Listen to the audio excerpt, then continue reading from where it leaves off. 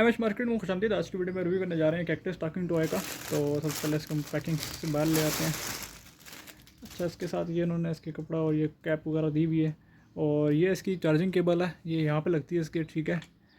और इसको आप किसी भी मोबाइल अडाप्टर के साथ या कंप्यूटर लैपटॉप के साथ लगा के चार्ज कर सकते हैं।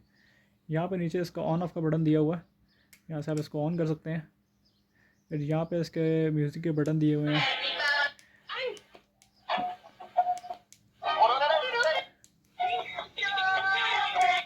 तो काफ़ी ज़्यादा इसमें उन्होंने म्यूज़िक दिए हुए हैं इसके।